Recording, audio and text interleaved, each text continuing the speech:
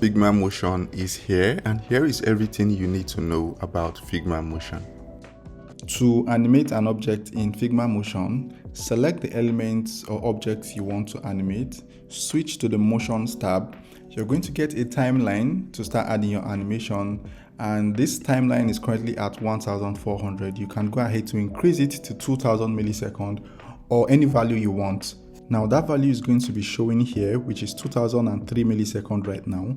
You can also switch the value from milliseconds directly to seconds.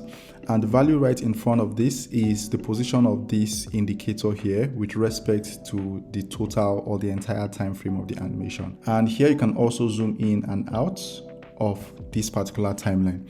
To animate an object, it's very simple. Come to this animations tab and click on add. It's going to show you some animation style like position, scale, rotation, size, and opacity.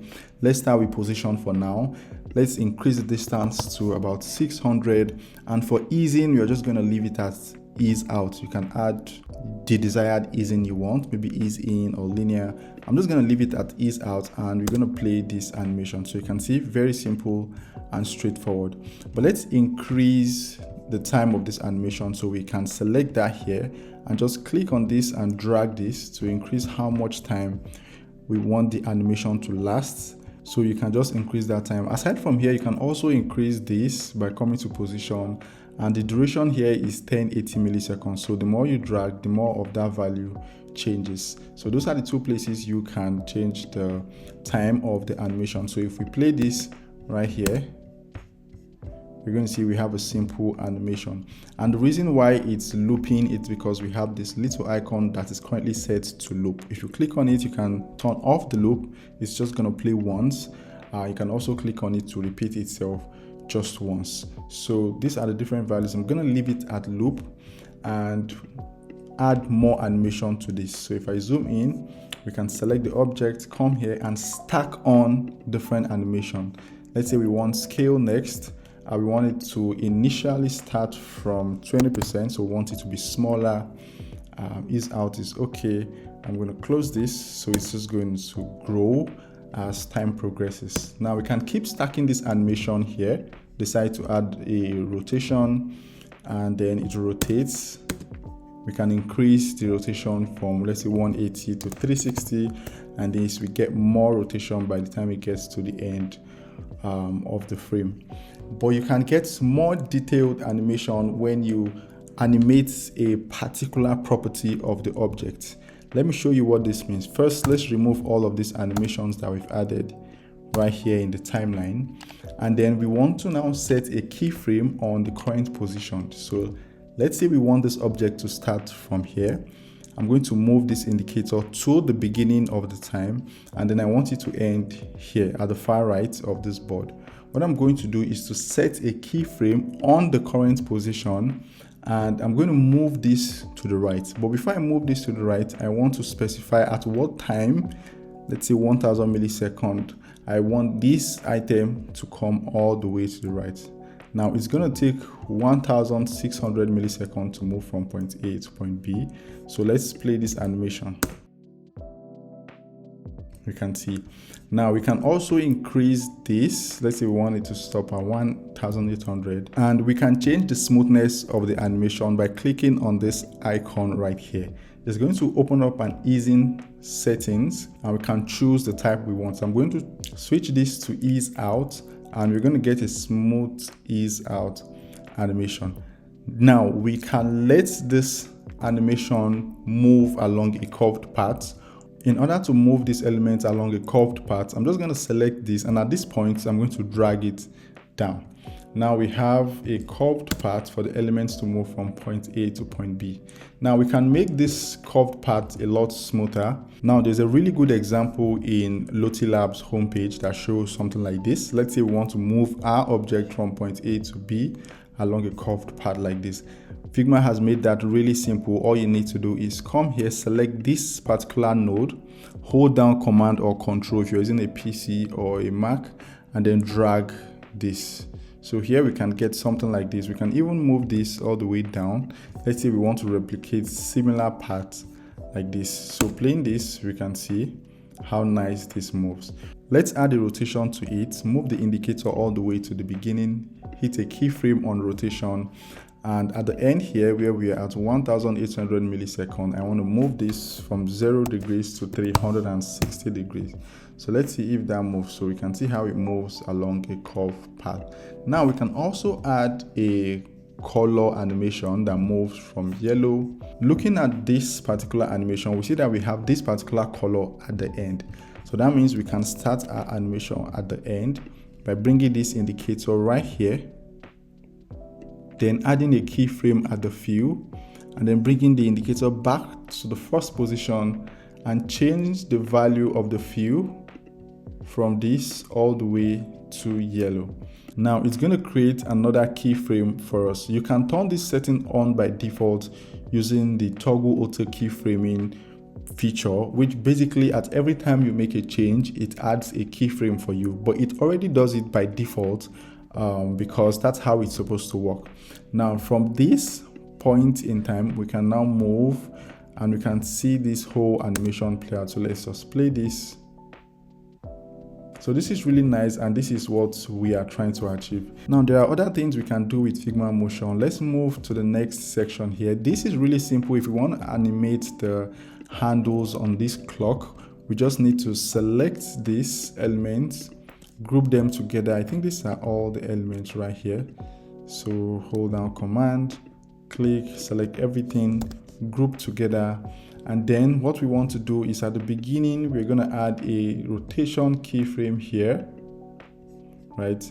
And then at the end here at 1600, or let's use 1000 milliseconds, we can add another rotation keyframe.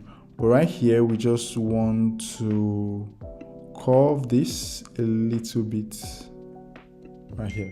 So once we play this, let me bring this replay all the way here, and we play this, we get something like this. Now I want it to have a little bit of bounce effect, so I'm going to select this and create a little bounce on this custom curve here, so you can customize this also. So let's play. You can see there's a little bounce on the timer. Now there's so much more we can do. We can manipulate the paths around shapes. If I click on this circle, we can come to this point here where we have path trim, and then adjust how much of the path is visible. And to do that, all we need to do is let's come to the end. So let's say this is the full or completely loaded state of our loading animation. Let's come to the end here at 1400 and put a keyframe on this path trim. Now at 0, we want to reduce this all the way here. Now before I do this, I think I want to spin this right here. Let me switch this up and just move this at 90 degrees. Now once we switch back to this motion tool, we can go to 1400 milliseconds. Okay, we already have our keyframe here. Let's see if this works.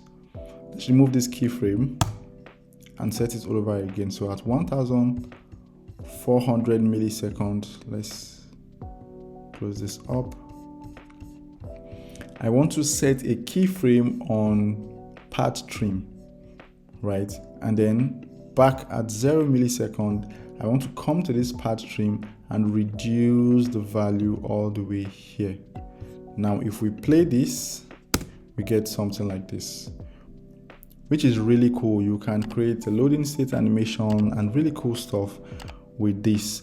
Now you can also achieve this on a straight line. So if you just draw a straight line element, let's change the points to rounded right here, and then we can do the same thing right here at 1400 milliseconds. Let's create this as a loading animation. So let's switch back to design mode, copy this, duplicate, reduce the height, where is it, dimension, this to 400, right? Or let's do 100. Let's select both of these, frame selection. For the second line, let's change this to like a gray color, and for this first one, No, instead of 100, let's make it the exact size of the first one, which is 824.